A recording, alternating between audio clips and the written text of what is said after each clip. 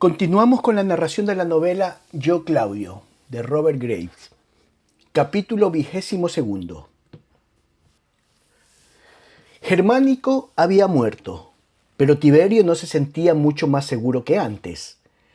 Sellano fue a verlo con cuentos sobre lo que tal o cual hombre prominente había cuchicheado contra él durante el proceso a Pisón. En lugar de decir, como en una ocasión había dicho de sus soldados, que me teman siempre que me obedezcan, le respondió a Sellano, que me odien siempre que me teman. Hizo ejecutar a 3 caballeros y 2 senadores que habían hablado con claridad en sus recientes críticas contra él, con la absurda acusación de que habían expresado placer al enterarse de la muerte de Germánico. Los delatores se distribuyeron las propiedades de los ejecutados. Para entonces, el hijo mayor de Germánico, Nerón, llegó a su mayoría de edad, y si bien daba muy pocas muestras de ser un soldado tan capaz o un administrador tan bueno como su padre, había heredado buena parte de su belleza y dulzura de carácter, y la ciudad tenía cifradas muchas esperanzas en él. Hubo gran regocijo popular cuando se casó con la hija de Cástor y Livila, a la que al principio llamamos Helena, por su sorprendente belleza. Su verdadero nombre era Julia, pero después Eluo, que significa glotona, porque la arruinó comiendo en exceso. Nerón era el favorito de Agripina. La familia, de cepa Claudia, estaba dividida en la parte buena y la mala. Ojo con las palabras de la balada, en ciruelas dulces y ciruelas agrias. Las últimas superaban en número a las primeras. De los 9 hijos que Agripina le dio a Germánico, 3 murieron pequeños, 2 niñas y un muchacho, y por lo que yo los conocí, el jovencito y la niña mayor eran los mejores de los 9. El chico, que murió al cumplir 8 años, había sido tan querido por Augusto que el anciano tenía en su habitación un cuadro de él, vestido como Cupido, y solía besarlo todas las mañanas en cuanto se levantaba de la cama. Pero de los hijos sobrevivientes, solo Nerón tenía buen carácter. Druso era taciturno y nervioso y con tendencia al mal. Drusila se le parecía. Calígula, Agripinila y la menor, a quien habíamos llamado Lesbia, eran absolutamente malos, como parecía haberlo sido la menor de los que murieron. Pero la ciudad juzgaba a toda la familia por Nerón, porque hasta entonces era el único con bastante edad para ejercer una fuerte impresión sobre el público. Calígula solo tenía 9 años de edad. Agripina me visitó muy acongojada un día que me encontraba en Roma para pedirme consejo. Me dijo que allí donde iba se sentía seguida y espiada y que eso la ponía enferma. ¿Conocía yo a alguien, aparte de Sellano, que tuviese alguna influencia sobre Tiberio? Estaba segura de que éste había decidido matarla o desterrarla si encontraba el menor pretexto para ello. Le respondí que solo conocía a 2 personas que pudieran influir para bien sobre Tiberio. Uno era Cosio Nerva y la otra era Vixania. Tiberio nunca había podido arrancarse del corazón su amor por Vixania. Cuando a ésta le nació una nieta que a la edad de 15 años se parecía a Vixania cuando fue esposa de Tiberio, éste no pudo soportar el pensamiento de que se casara con ella alguien que no fuese él. y solo le impidió el hacer lo que fuera la sobrina de Castor, con lo que el matrimonio habría sido técnicamente incestuoso. Entonces la nombró vestal principal para reemplazar a la anciana Oxia, que acababa de morir. Yo le dije a Agripina que si trababa amistad con Coxio y Vixania, que como madre de Castor haría todo lo posible para ayudarla, se encontraría a salvo, lo mismo que sus hijos. Siguió mi consejo. Vixania y Galo, que le tenía mucha lástima, le abrieron las puertas de su casa y de sus 3 fincas y se ocuparon minuciosamente de los chicos. Galo, por ejemplo, eligió nuevos preceptores para ellos porque Agripina sospechaba que los antiguos eran agentes de Sellano. Nerva no resultó tan útil. Era un jurista y la máxima autoridad viviente en materia de leyes contractuales, sobre las cuales había escrito varios libros. Pero en todo lo demás era tan distraído que parecía casi tonto. Se mostró bondadoso con ella como lo era con todo el mundo, pero no se dio cuenta de lo que Agripina necesitaba de él.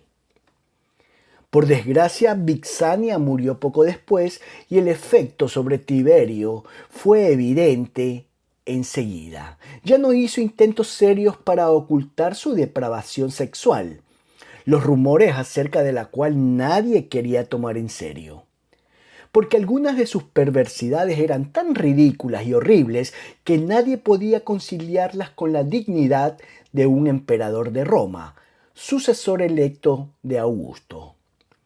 Ni mujer ni joven alguno estaba ahora a salvo en su presencia, aunque se tratara de las esposas e hijos de senadores. Y si apreciaban en algo sus vidas o la de sus esposos y padres, hacían voluntariamente lo que él esperaba de ellos. Pero una mujer, la esposa de un cónsul, se suicidó luego en presencia de sus amigos, a quienes dijo que se había visto obligada a salvar a su hija de la lujuria de Tiberio, consintiendo en prostituirse a él, cosa que resultaba vergonzosa. Pero después el viejo macho cabrío aprovechó su sumisión imponiéndole actos de bajeza tan abominable que prefería morir antes que vivir con su recuerdo. Por esa época circulaba una canción popular que comenzaba con estas palabras. ¿Por qué? ¿O por qué hizo el viejo macho cabrío? Me avergonzaría repetir el resto de la canción, pero era tan ingeniosa como obscena y se suponía que había sido escrita por la propia Livia. Esta era autora de numerosas sátiras similares contra Tiberio, que hacía circular anónimamente por intermedio de Urgulania. Sabía que tarde o temprano llegarían a sus oídos y que era muy sensible a las sátiras. Le parecía que mientras sintiese su posición insegura debido a esas letrillas, no se atrevería a romper con ella. Se esforzó por mostrarse agradable a Agripina e incluso le dijo confidencialmente que Tiberio era el que había dado a Pisón órdenes de provocar a Germánico. Agripina no confió en ella, pero resultaba claro que Livia y Tiberio estaban enemistados. Y me dijo que le parecía que si tenía que elegir entre la protección de uno o del otro, prefería la de Livia. Yo me mostré inclinado a convenir con ella. Había observado que ningún favorito de Livia había sido hasta entonces víctima de los delatores de Tiberio. Pero tenía presentimientos de lo que podía ocurrir cuando Livia muriese. Lo que había empezado a impresionarme como especial ominoso, si bien no podía explicar del todo mis sentimientos, era el fuerte lazo de unión que existía entre Livia y Calígula. Este, en general, solo tenía 2 formas de comportarse: o insolente o servil. Era insolente con Agripina, con mi madre, conmigo, con sus hermanos y con Cástor. Con Sellano, Tiberio y Livila se portaba servilmente. Pero con Livia su actitud era muy otra, difícil de expresar. Parecía casi su amante. No se trataba de la habitual relación de ternura que une a los niños con las abuelas o las bisabuelas indulgentes. Si bien es cierto que en una ocasión se tomó grandes trabajos con la copia de unos versos defectuosos, cuando ella cumplió 75 años. Y ella siempre le hacía regalos. Quiero decir que daba la impresión de que existía algún secreto desagradable entre ellos, pero no sugiero que se tratara de una relación indecente. Agripina también lo sentía así, según me dijo, pero no pudo descubrir nada definido al respecto. Un día empecé a entender por qué Sellano había sido tan cortés conmigo. Sugirió el compromiso de su hija con mi hijo Drusilo. Mis sentimientos personales en cuanto a la boda eran que la joven, que parecía buena, haría un mal negocio casándose con Drusilo, que cada vez que lo veía me parecía más poltrón. Pero no podía decirlo. Menos aún podía decir que odiaba incluso el pensamiento de quedar siquiera remotamente relacionado por matrimonio con un sujeto como Sellano. Este advirtió mi vacilación en contestarle y quiso saber si consideraba que la unión rebajaría la dignidad de mi familia. Tartamudeé y respondí que no. Por cierto, que no. Su rama de la familia Elia era sumamente honorable, porque aunque Sellano era el hijo de un simple caballero de provincias, había sido adoptado muy joven por un rico senador de la familia Elia, que además había sido cónsul y que le dejó todo su dinero. Había cierto escándalo en torno a la adopción, pero seguía en pie el hecho de que Sellano era un Elio. Me instó minuciosamente a que le explicara mis vacilaciones y dijo que si tenía algún sentimiento en contra del matrimonio, lamentaba haberlo mencionado, pero que, por supuesto, lo había hecho por sugerencia de Tiberio. De forma que le dije que si Tiberio era el que proponía la unión, me alegraría conceder mi consentimiento.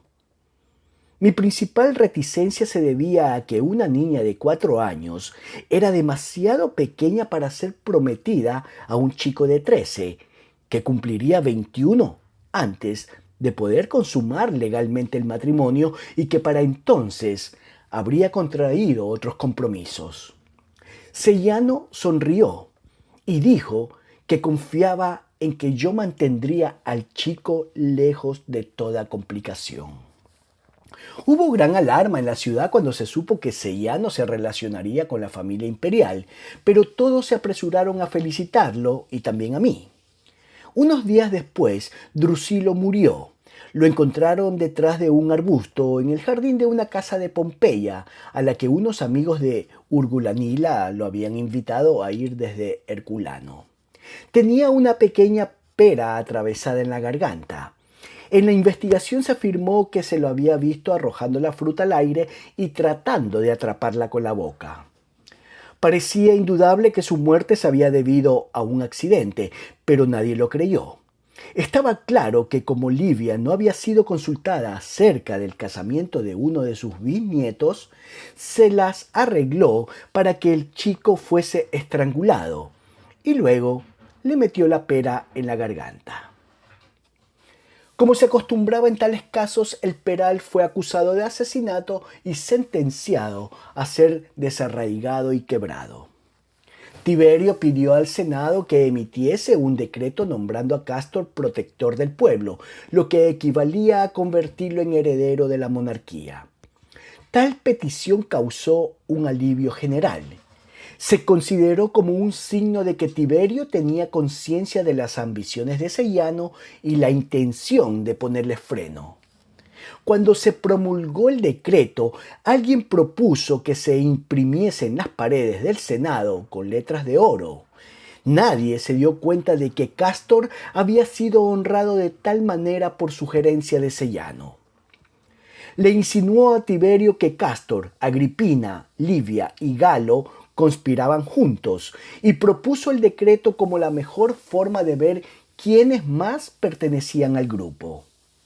Un amigo suyo fue quien presentó la proposición en cuanto a la inscripción en letras de oro, y los nombres de los senadores que apoyaron la extravagante moción fueron cuidadosamente anotados. Cástor era ahora más popular que nunca entre los mejores ciudadanos. Había abandonado sus costumbres de bebedor y, si bien todavía tenía una desmesurada afición por los derramamientos de sangre en las luchas a espada, continuaba vistiéndose con extravagancia y apostaba enormes sumas en las carreras de cuadrigas. Era un magistrado concienzudo y un amigo leal. Yo tenía muy pocas relaciones con él, pero cuando se encontraba conmigo me trataba con mucha mayor consideración que antes de la muerte de Germánico.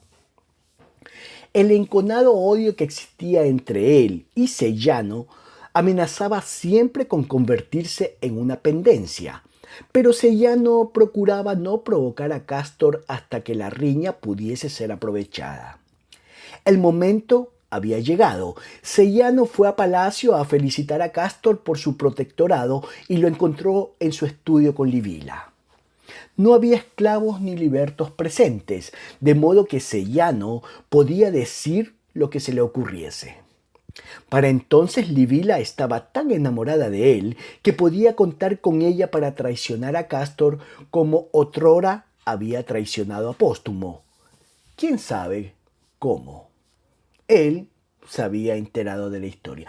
¿Quién sabe cómo él se había enterado de la historia? E incluso hubo entre ellos conversaciones en las que lamentaban no ser emperador y emperatriz para hacer lo que les viniese en gana. Bien, Cástor, dijo Sellano, te lo he conseguido. Felicidades. Cástor frunció el entrecejo. Solo era Cástor para unos pocos íntimos. Había conquistado el nombre, según creo haber explicado, por su semejanza con un conocidísimo espadachín, pero le quedó porque un día perdió los estribos en una discusión con un caballero. Este último le dijo a quemarropa en un banquete que estaba borracho e incapacitado, y Cástor gritando, «Borracho e incapacitado, ¿eh? Ya te mostraré si estoy borracho e incapacitado». Bajó tambaleándose de su diván y propinó al caballero un golpe tan terrible en el vientre que le hizo vomitar toda la comida. «Ahora», le dijo a Sellano, «no permito que cualquiera me nombre por un apodo, salvo un amigo o un igual, y tú no eres ninguna de las dos cosas. Para ti soy Tiberio Druso César, y no sé qué es lo que pretendes haberme conseguido, y no quiero que me felicites por ello, sea lo que fuere, de modo que vete». «Si me lo preguntas a mí», intervino Livila, «considero una cobardía por tu parte hablarle a Sellano de este modo. Y no digamos nada de tu ingratitud al echarlo como a un perro cuando viene a felicitarte por un protectorado. Sabes que tu padre jamás te lo habría concedido, a no ser por la recomendación de Sellano». «Estás diciendo tonterías, Livila», replicó Cástor. «Este sucio espía tiene tanto que ver con mi nombramiento como mi eunuco. Simplemente finge ser importante. Y dime, Sellano, ¿qué opinas de esto, de la cobardía?» «Tu esposa tiene mucha razón», respondió Sellano. «Eres un cobarde. No te habrías atrevido a hablarme así antes de que te hiciera nombrar protector, haciendo sacrosanta tu persona. Sabes perfectamente bien que te habría dado una paliza». «Y te lo hubieras merecido», dijo Livila. Cástor miró a uno y a otro y dijo con lentitud, «De modo que hay algo entre vosotros dos, ¿eh?» Livila sonrió despectivamente. Y si lo hay, ¿quién es más hombre de los dos? Muy bien, jovencita, gritó Cástor. Ya lo veremos. Olvida por un momento que soy protector del pueblo. Sellano, ven y levanta los puños. Sellano se cruzó de brazos. Levántalos, te digo, cobarde. Sellano no respondió, de modo que Cástor le propinó una bofetada en plena cara. Y ahora vete. Sellano salió con una irónica reverencia y Livila lo siguió. Este golpe selló el destino de Cástor. El relato que Tiberio oyó de labios de Sellano, quien fue a verlo con la marca de la bofetada de Cástor todavía roja en su mejilla, decía que Cástor estaba borracho cuando Sellano lo felicitó por su protectorado y que lo golpeó en la cara a la vez que decía: «Sí, es bueno sentir que ahora puedo hacer esto sin temor a que me devuelvan el golpe. Y puedes decirle a mi padre que haré lo mismo con todos sus sucios espías». Livila lo confirmó al día siguiente, cuando fue a quejarse de que Cástor la había golpeado. Afirmó que la golpeó porque ella le había dicho cuánto le disgustaba que le pegase a un hombre que no podía defenderse y que insultara a su padre. Tiberio les creyó. No le dijo nada a Cástor, pero instaló una estatua de Sellano en el teatro de Pompeyo. Extraordinario honor para alguien que todavía estaba vivo. Esto quería decir que Cástor había perdido el favor de Tiberio a pesar de su protectorado, porque Sellano y Livila habían hecho circular su versión de la riña y que Sellano era ahora la persona cuyo favor se había de buscar. Por consiguiente, se hicieron muchas copias de la estatua, que sus partidarios colocaron en un lugar de honor de sus vestíbulos a la derecha de la estatua de Tiberio. Pero muy pocas veces se veían estatuas de Cástor. El rostro de éste mostraba ahora con tanta claridad su resentimiento cada vez que se encontraba con su padre, que la tarea de Sellano quedó facilitada. Le dijo a Tiberio que Cástor estaba sondeando a varios senadores para saber si estaban dispuestos a apoyarlo en caso de que usurpara la monarquía, y que algunos de ellos ya le habían prometido su ayuda. Por lo tanto, los que le parecieron más peligrosos a Tiberio fueron arrestados bajo la familiar acusación de blasfemia contra Augusto. Un hombre fue condenado a muerte por entrar en un excusado con una moneda de oro de Augusto en la mano. Otro fue acusado de incluir una estatua de Augusto en una lista de muebles para la venta en una casa de campo. Habría sido condenado a muerte si el cónsul que juzgaba el caso no le hubiese pedido a Tiberio que votase el primero. Tiberio se avergonzó de votar por la pena de muerte, de modo que el hombre fue absuelto, pero se le condenó poco después sobre la base de otra acusación. Cástor se alarmó y pidió a Livia ayuda contra Sellano. Livia le dijo que no temiese, porque pronto haría que Tiberio recobrara la sensatez. Pero no tenía confianza en Cástor como aliado. Fue a ver a Tiberio y le informó de que Cástor había acusado a Sellano de seducir a Livila, de abusar de su puesto de confianza, extorsionando a hombres de dinero en nombre de Tiberio y de aspirar a la monarquía. Que había dicho que si Tiberio no despedía pronto al bribón, tomaría el asunto en sus manos, y que le había pedido a ella su colaboración. Al presentar de tal manera el caso ante Tiberio, abrigaba la esperanza de que comenzara a desconfiar de Sellano tanto como ya desconfiaba de Cástor, con lo que tendría que volver a su antigua costumbre de depender de ella. Por lo menos durante un tiempo tuvo éxito, pero de pronto un accidente convenció a Tiberio de que Sellano le era tan leal como pretendía serlo y como todas sus acciones hasta ese momento se lo habían demostrado. Un día merendaban con 3 o 4 amigos en una cueva natural junto a la costa, cuando se escuchó un súbito rugido y parte del techo se derrumbó, matando a varios de los presentes y sepultando a otros. La entrada quedó bloqueada. Sellano se acurrucó sobre Tiberio con la espalda arqueada. Los dos habían quedado indemnes. Y así lo pudo salvar de nuevos desprendimientos.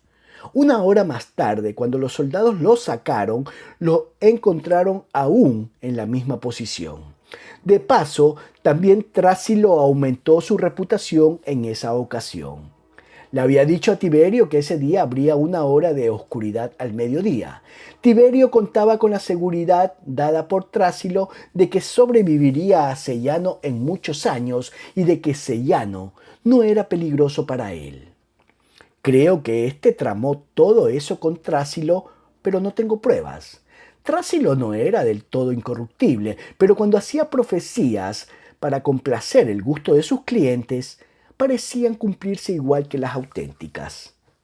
Tiberio sobrevivió a Sellano, en efecto, por muchos años. Tiberio dio a conocer públicamente una nueva señal del descrédito en que había caído Cástor, al censurarlo en el Senado por una carta que había escrito. Cástor se había excusado de concurrir al sacrificio cuando el Senado se abrió después del descanso de verano, explicando que otros asuntos públicos le impedían volver a la ciudad con tiempo. Tiberio dijo despectivamente que cualquiera creería que el joven estaba dirigiendo una campaña en Germania o en visita diplomática a Armenia, cuando los asuntos públicos que lo retenían eran los baños y los paseos en barco de que gozaba en Terracina. Dijo que él mismo, en la última etapa de su vida, podía ser excusado por una ausencia ocasional de la ciudad. Podía afirmar que sus energías habían quedado agotadas por prolongados servicios públicos con su espada y su pluma. Pero, ¿qué otra cosa sino la insolencia podía detener a su hijo? Esto era sumamente injusto. A Cástor se le había encomendado que hiciese un informe sobre las defensas costeras durante el verano, y no había podido reunir todas las pruebas a su término.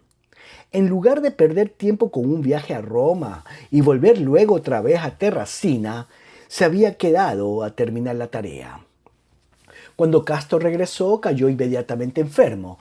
Los síntomas eran los de una rápida consusión. Perdió color y peso y comenzó a escupir sangre. Le escribió a su padre y le pidió que fuese a visitarlo a su habitación. Vivía en el otro extremo del palacio, porque creía que estaba a punto de morir, y que le perdonase si en alguna forma lo había ofendido. Sellano aconsejó a Tiberio que no hiciese la visita. La enfermedad podía ser real, pero por otra parte podía ser muy bien una treta para asesinarlo. De modo que Tiberio no lo visitó, y unos días después, Cástor murió. No hubo mucho dolor por su muerte. La violencia de su temperamento y su reputación de crueldad habían hecho que la ciudad sintiese aprensión en cuanto a lo que podía suceder si reemplazaba a su padre. Muy pocos creían en su reciente reforma.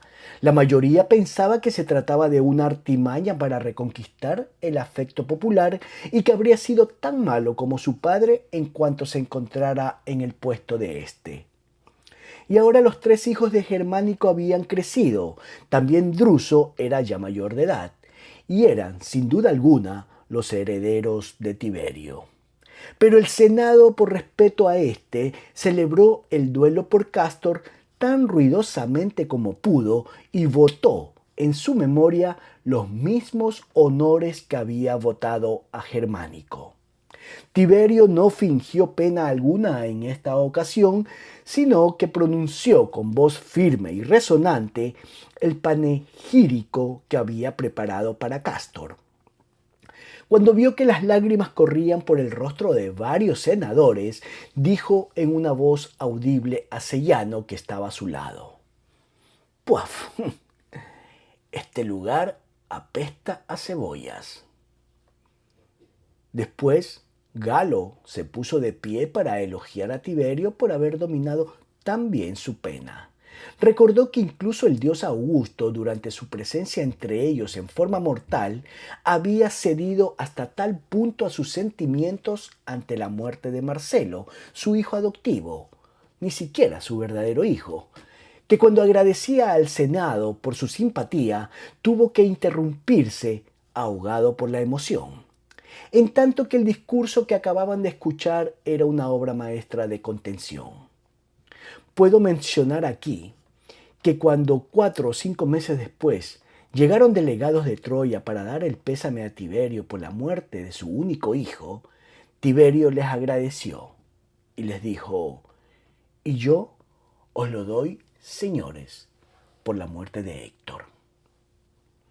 Luego mandó buscar a Nerón y Druso, y cuando llegaron al Senado los tomó de la mano y los presentó. Señores, hace 3 años encomendé estos niños sin padre a su tío, mi querido hijo, a quien hoy lloramos tan amargamente, deseando que los adoptase, aunque ya tenía hijos propios, y que los criara como los dignos herederos de la tradición de la familia. Muy bien, de galo y aplauso general. Pero ahora que nos ha sido arrebatado por un destino cruel, gemidos y lamentaciones, os pido lo mismo a vosotros. En presencia de los dioses, ante el rostro de nuestro amado país, os ruego que recibáis bajo vuestra protección, que aceptéis bajo vuestra guía a estos nobles bisnietos de Augusto, descendientes de antepasados cuyos nombres resuenan en la historia romana. Cuidad de cumplir honorablemente vuestro deber y el mío con ellos. Nietos, estos senadores son desde ahora como padres para vosotros, y su alcurnia es tal que el mal o el bien que caiga sobre vosotros será el mal o el bien para el Estado. Fuertes aplausos, lágrimas, bendiciones, gritos de lealtad. Pero en lugar de terminar allí, echó a perder todo el efecto, terminando con una nota familiar, con sus antiguas frases manidas en cuanto a su pronto retiro y el restablecimiento de la República. Momento en que los cónsules o algún otro recibirían la carga del gobierno, quitándola de sus cansados hombros.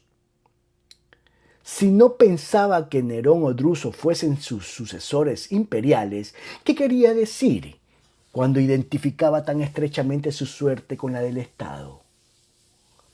El funeral de Cástor fue menos impresionante que el de Germánico, ya que fue señalado por muy pocas expresiones auténticas de pena, pero por otra parte fue mucho más espléndido. En la procesión se llevaron todas las máscaras de la familia de los Césares y los Claudios, empezando por la de Eneas, el fundador de la familia Julia, y la de Rómulo, el fundador de Roma, y terminando con las de Cayo, Lucio y Germánico. La máscara de Julio César aparecía porque, como Rómulo, era solo un semidios, pero la de Augusto no aparecía porque era una deidad importante.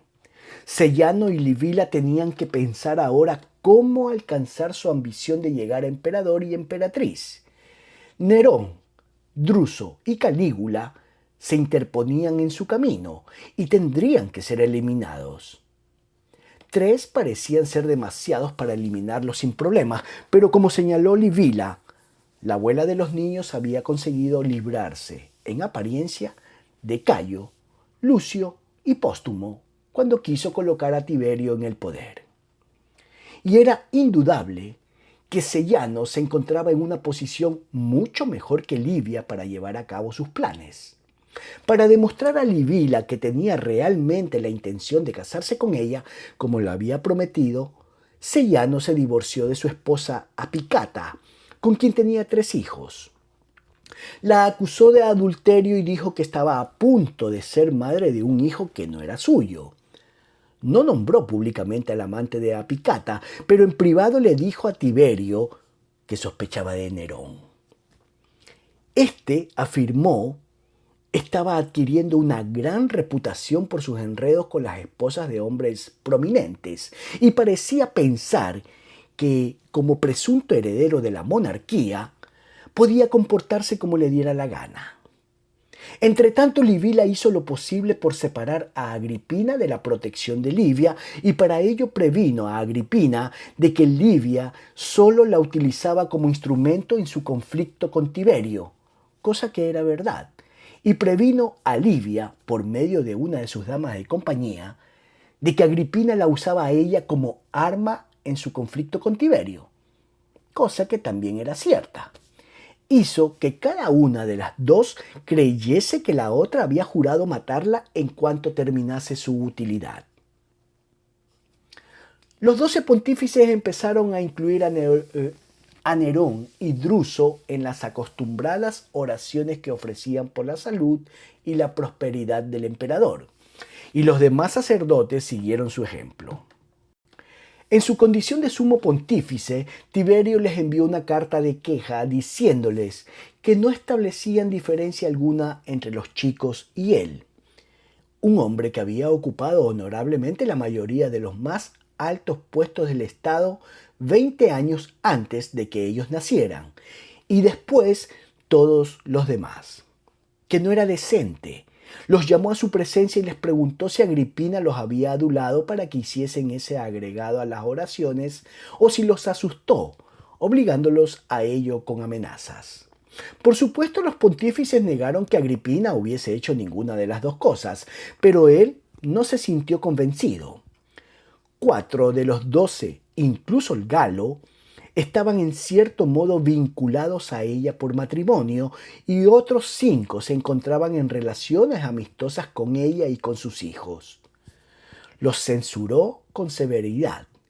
En su discurso siguiente previno al Senado que no debía conceder nuevas distinciones prematuras que pudiesen estimular la imaginación volátil de unos jovencitos y los llevasen a abrigar aspiraciones presuntuosas. Agripina encontró un inesperado aliado en Calpurnio Pisón. Le dijo que había defendido a su tío Gneo Pisón nada más que por consideración a la honra de la familia y que no tenía que considerarlo como su enemigo. Haría todo lo posible para protegerla a ella y a sus hijos, pero Calpurnio no vivió mucho tiempo después de eso. En el Senado se le acusó de palabras traicioneras pronunciadas en privado, de guardar veneno en su casa y de ir al Senado armado con una daga. Estos 2 últimos artículos eran tan absurdos que se dejaron de lado, pero se fijó un día para su proceso, basado en la acusación de palabras traicioneras. Se suicidó antes de que terminara el juicio.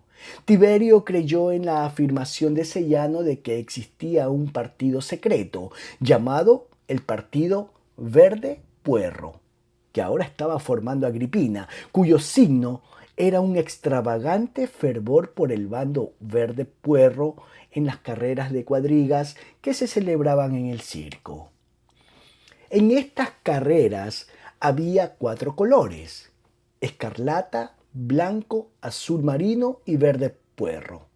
La facción verde puerro era la favorita en esa época y la escarlata la más impopular.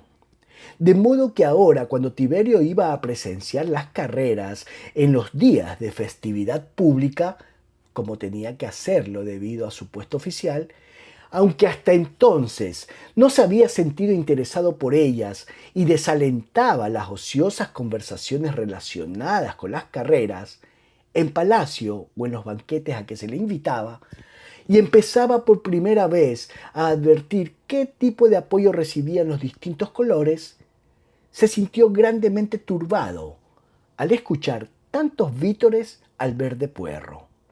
Sellano también le había dicho que el escarlata era el símbolo secreto que utilizaban los verde puerro cuando querían referirse a sus partidarios.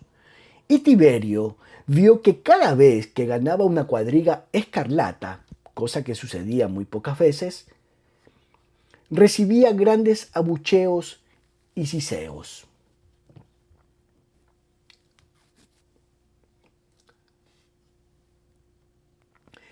Sellano era listo. Sabía que Germánico siempre había apostado por los verde puerro y que Agripina, Nerón y Druso, por motivos sentimentales, continuaban teniendo a ese color como favorito. Había un noble llamado Silio, que durante muchos años fue comandante del cuerpo del Rin. Creo que lo he mencionado como general de los 4 regimientos de la provincia superior de Germania que no participaron en el Gran Motín.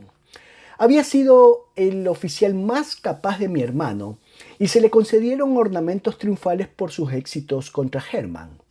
En fecha reciente, a la cabeza de las fuerzas conjuntas de las provincias superior e inferior, había aplastado una peligrosa rebelión de las tribus francesas de las cercanías de mi lugar natal, Lyon. No era un hombre modesto, pero tampoco era especialmente jactancioso.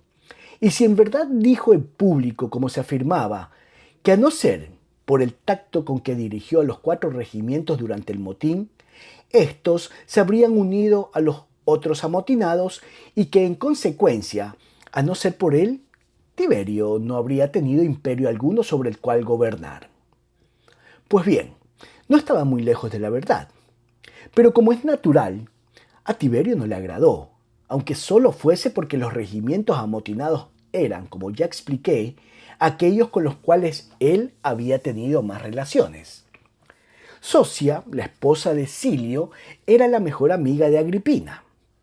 Y sucedió que en los grandes juegos romanos que se celebraban a principios de septiembre, Silio apostó enormes sumas por el verde puerro. Sellano le gritó: «Te acepto cualquier cantidad. Yo apuesto a los escarlatas». Silio le respondió también a gritos: «Estás apostando al color perdedor, amigo. El conductor de los escarlatas no tiene la menor idea de cómo hay que sostener las riendas. Trata de hacerlo todo con el látigo. Te apuesto 1000 a que gana el verde puerro». Y el joven Nerón dice que él agrega 500. Es un entusiasta partidario de los verde puerro. Sellano miró significativamente a Tiberio, que había escuchado todo el diálogo y que se asombró ante la osadía de Silio. Consideró un buen signo el que el conductor de la cuadriga de los verde puerro cayera en un recodo en la penúltima vuelta y que el escarlata ganara con facilidad. 10 días más tarde, Silio fue acusado ante el Senado. La acusación era de alta traición. Se le acusó de haber tolerado la rebelión francesa en sus primeras etapas y de haber aceptado una tercera parte del botín como pago por su no intervención. De hacer de su victoria una excusa para continuar saqueando a las provincias leales y de imponer, luego, excesivos impuestos de emergencia a la provincia para sufragar los gastos de la campaña. Socia fue acusada de complicidad en los mismos delitos. Silio era impopular en palacio desde la rebelión francesa. Tiberio había sido objeto de muchas críticas por no ir él mismo a combatir contra los rebeldes y por haber mostrado más interés en los cargos de traición que en la campaña misma. En el Senado se había excusado con el pretexto de su edad y Cástor estaba ocupado en asuntos de importancia y explicó que se mantenía continuamente en contacto con los cuarteles de Silio y que le proporcionaba valiosos consejos. Tiberio se mostró muy sensible en relación con la rebelión francesa. Cuando los franceses fueron derrotados, quedó en ridículo con la moción de un senador parlanchín, un imitador de los recursos de Galo, en el sentido de que había que concederle un triunfo porque era el verdadero responsable de la victoria. Se sintió tan disgustado con eso que recurrió al argumento de que en realidad la victoria no era digna de mención y nadie se atrevió a votarle a Silio los ornamentos triunfales que se merecía. Silio se sintió desilusionado y lo que dijo en cuanto al motín del Rin lo dijo por resentimiento ante la ingratitud de Tiberio. Silio desdeñó responder a las acusaciones de traición, no era culpable de entendimiento alguno con los rebeldes, y si los soldados a sus órdenes habían omitido distinguir, en algunos casos, entre la propiedad de los rebeldes y la de los leales, eso era de esperar. Muchos fingidos leales financiaban la rebelión en secreto. En cuanto a los impuestos, el hecho era que Tiberio le había prometido una partida especial del erario para cubrir los gastos de la campaña y para indemnizar a los ciudadanos romanos por su pérdida de casas, cosechas y ganado. Anticipándose al pago de esa partida, Silio había cobrado un impuesto a ciertas tribus del norte, prometiéndoles devolver el dinero cuando le fuese pagado por Tiberio, cosa que nunca sucedió. Después de la rebelión, Silio tenía 20.000 piezas de oro menos que antes de ella, porque reunió una tropa de voluntarios de caballería que armó y pagó de su bolsillo. Su principal acusador, que era uno de los cónsules del año, insistió con gran malicia en las acusaciones de extorsión. Era amigo de Sellano y también hijo del gobernador militar de la provincia inferior, que había querido tener el mando supremo de las fuerzas romanas contra los franceses y que se vio obligado a dejarlo en manos de Silio. Este no pudo siquiera presentar pruebas de la partida que le había prometido Tiberio, porque la carta que contenía tal promesa estaba sellada con la esfinge. Y, sea como fuere, las acusaciones de extorsión eran ajenas a la cuestión, porque el juicio era por traición, no por extorsión. Finalmente estalló. Señores, podría decir mucho en mi defensa, pero no diré nada porque este proceso no se conduce de forma constitucional y porque el veredicto ha sido decidido hace mucho. Entiendo que mi verdadero delito consiste en haber dicho que si yo no los hubiera dirigido, los regimientos de la Alta Germania se habrían amotinado. Ahora pondré fuera de toda duda mi culpabilidad en este asunto. Diré que, a no ser por la forma en que Tiberio las dirigió antes, las tropas de la Baja Germania no se hubieran amotinado. Señores, soy la víctima de un avaro, celoso, sanguinario, tiránico. El resto de su discurso quedó ahogado en un rugido de horrorizada protesta de los senadores. Silio saludó a Tiberio y salió con la cabeza erguida. Cuando llegó a su casa, abrazó a Socia y a sus hijos. Envió un afectuoso mensaje de despedida a Agripina, Nerón, Galo y sus demás amigos, y dirigiéndose a su dormitorio, se clavó la espada en la garganta. Se sostuvo que su culpabilidad quedaba demostrada con sus insultos contra Tiberio. Se confiscaron sus propiedades, con la promesa de que los provincianos recibirían el dinero del injusto impuesto y de que a sus acusadores se les daría la cuarta parte de lo que quedase de la venta de la herencia, tal como lo exigía la ley, y de que el dinero que se le había dejado en el testamento de Augusto, en recompensa por su lealtad, volvería al tesoro por haberle sido pagado equivocadamente. Los provincianos no se atrevieron a insistir en que les devolviesen lo que habían pagado por el impuesto, de modo que Tiberio se quedó con las 3/4 partes de la herencia, porque ya no existía una verdadera distinción entre el tesoro militar, el erario público y la lista civil. Esta fue la primera vez que se benefició directamente con la confiscación de propiedades o que permitió que un insulto contra él fuese entendido como una prueba de traición. Socia tenía propiedades particulares y para salvar su vida e impedir que sus hijos quedasen en la miseria, Galo presentó la moción de que se la desterrase y de que la mitad de sus efectos pasara a manos de sus acusadores, quedando la mitad restante para los hijos. Pero un primo político de Agripina, aliado de Galo, propuso que a los acusadores solo se les pagara una cuarta parte, que era el mínimo legal, y afirmó que Galo era más leal al emperador que justiciero para con Socia, porque al menos se sabía que ésta había reprochado a su esposo cuando éste yacía moribundo, sus traicioneras y desagradecidas declaraciones, de modo que Socia solo fue desterrada. Se fue a vivir a Marsella. Y como en cuanto supo que sería juzgado en una acusación de vida o muerte, Silio entregó en secreto a Galo y a algunos otros amigos la mayor parte de su dinero en efectivo, a fin de que lo tuviesen en custodia para sus hijos. La familia salió bastante bien librada del asunto. Su hijo mayor sobrevivió y me causó muchos trastornos. Desde entonces Tiberio, que hasta ese momento había hecho que sus acusaciones de traición se basaran en supuestas blasfemias contra Augusto, puso en vigor cada vez con más frecuencia el edicto promulgado en el primer año de su monarquía, según el cual era traición atacar de alguna manera su honor y su reputación. Acusó a un senador a quien sospechaba partidario de Agripina de haber recitado un epigrama injurioso dirigido contra él. El hecho era que una mañana la esposa del senador vio un papel pegado en la parte superior de la puerta de su casa. Pidió a su esposo que la leyera lo que decía, porque era más alto que ella.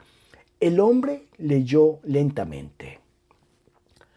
Ahora no es bebedor de vino como lo era antes. Se alegra con una bebida más fuerte, la sangre de los asesinados. La mujer preguntó con inocencia qué quería decir la cuarteta y él contestó: no es conveniente explicarlo en público, querida. Un delator profesional rondaba por la puerta en la esperanza de que cuando el senador leyese el epigrama, que era obra de Livia, dijera algo digno de informar. Fue directamente a ver a Sellano.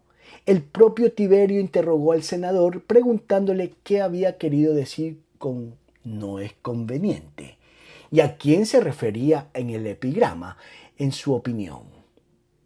El senador vaciló y no quiso dar una respuesta directa. Tiberio dijo que entonces en su juventud había visto muchos libelos, todos acusándolo de ser un borrachín, y que en años recientes los médicos le habían ordenado que se abstuviese del vino por su tendencia a la gota, y que últimamente se habían publicado varios libelos acusándolo de espíritu sanguinario. Preguntó al acusado si no tenía conocimiento de esos hechos y si pensaba que el epigrama podía referirse a otro que no fuese su emperador. El desdichado convino en que conocía los libelos sobre la ebriedad de Tiberio, pero que sabía que no tenían relación alguna con la verdad y que no los había vinculado con el que apareció pegado en su puerta. Se le preguntó entonces por qué no había denunciado en el Senado los libelos anteriores, como era su deber. Respondió que cuando los conoció no era todavía un delito pronunciar o repetir un epigrama, por procaz que fuese, escrito contra alguien, por virtuoso que fuese este alguien, y que tampoco era traición pronunciar o repetir procacidades dirigidas incluso contra Augusto, siempre que no se las pusiera por escrito. Tiberio le preguntó a qué época se refería, porque en la última etapa de su vida, Augusto había emitido un edicto dirigido también contra las procacidades habladas. El senador replicó: eso fue durante tu tercer año en Rodas. Tiberio exclamó: señores, ¿cómo se puede permitir que este individuo me insulte de esa manera?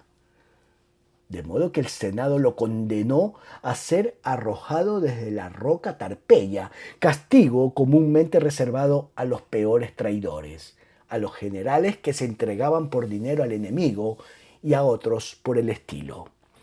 Otro hombre, un caballero, fue ejecutado por escribir una tragedia sobre el rey Agamenón en la que la reina, que lo asesina en el baño, exclama mientras blande el hacha: ¿sabe, sangriento tirano, que no es delito vengar mis agravios de esa manera? Tiberio dijo que la intención era que el personaje de Agamenón fuese identificado con él y que los versos citados eran una incitación a que le asesinaran. De modo que la tragedia, de la cual todos se habían reído porque era muy coja y estaba muy mal redactada, conquistó cierto tipo de dignidad cuando todos los ejemplares de la misma fueron reunidos y quemados, ejecutándose luego a su autor. Este juicio fue seguido 2 años después, pero lo pongo aquí porque la historia de Agamenón me lo recuerda, por el de Cremucio Cordo, un anciano que había chocado un tiempo antes con Sellano por una nadería. Un día lluvioso, al entrar en el Senado, Sellano colgó la capa en el perchero que siempre había sido de Cremucio, y cuando entró, sin saber que era la capa de Sellano, la colocó en otro perchero para poder colgar la suya. La capa de Sellano cayó del nuevo perchero y alguien la pisoteó con las sandalias embarradas. Sellano se vengó de varias maneras distintas y maliciosas, y Cremucio llegó a odiar de tal modo la cara del individuo y el sonido de su nombre, que cuando se enteró de que la estatua de Sellano había sido instalada en el teatro de Pompeyo, exclamó: «Con eso ha quedado arruinado el teatro». Entonces se le nombró ante Tiberio como uno de los principales seguidores de Agripina, pero como era un anciano venerable y bondadoso que no tenía ningún enemigo en el mundo aparte de Sellano y que jamás pronunciaba una palabra más de las necesarias, resultaba difícil respaldar alguna acusación contra él con pruebas que incluso un senado amedrentado pudiese aceptar decentemente.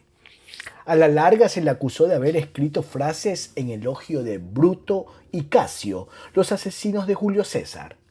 Las pruebas que se presentaron fueron una obra histórica que había escrito 30 años antes y que el propio Augusto, el hijo adoptivo de Julio, había incluido en su biblioteca privada y de vez en cuando consultaba. Cremucio presentó una animada defensa contra la absurda acusación. Dijo que Bruto y Casio habían muerto hacía tanto tiempo y se les había elogiado con tanta frecuencia por su acción por historiadores posteriores que no podía creer que el proceso no fuera una broma, como la que se le había hecho recientemente a un joven viajero en la ciudad de Larisa. El joven en cuestión fue acusado en público de haber asesinado a 3 hombres, aunque no eran más que 3 odres de vino colgados a la puerta de una tienda, que él acuchilló en la oscuridad, confundiéndolos con ladrones. Pero el juicio de Larisa se llevó a cabo durante el Festival Anual de la Risa, cosa que daba algún sentido al asunto, y el joven era un bebedor, muy amigo de sacar la espada y quizás se merecía una lección. Pero él, Cremucio Cordo, era demasiado viejo y sobrio para que se le obligase a hacer el tonto de esa manera. Y ese no era el Festival de la Risa, sino por el contrario, el 476º aniversario de la solemne promulgación de las leyes de las 12 tablas, el glorioso monumento al talento legislativo y a la rectitud moral de nuestros antepasados. Volvió a su casa y se dejó morir de hambre.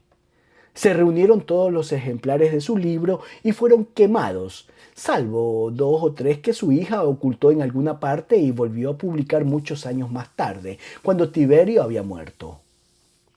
No era un libro muy bien escrito. Obtuvo más fama de la que en realidad merecía. Durante todo ese tiempo había estado diciéndome: Claudio, eres un pobre individuo y no resultas muy útil en este mundo. Y entre una y otra cosa has tenido una vida bastante desdichada, pero por lo menos tu vida no corre peligro.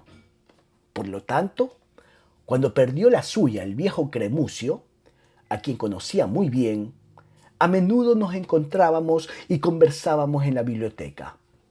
Fue un gran golpe para mí.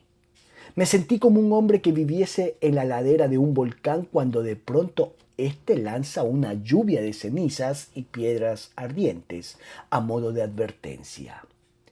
En mis tiempos había escrito cosas mucho más calificables de pérfidas que Cremucio. Mi historia de las reformas religiosas de Augusto contenía varias frases que fácilmente podían ser convertidas en tema de una acusación.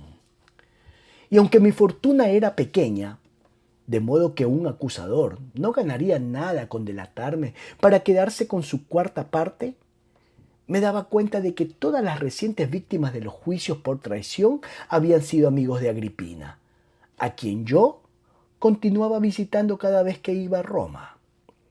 No sabía con seguridad hasta qué punto el hecho de ser cuñado de Sellano podría representar una protección suficiente para mí. Sí, últimamente me había convertido en el cuñado de Sellano. Y ahora diré cómo sucedió.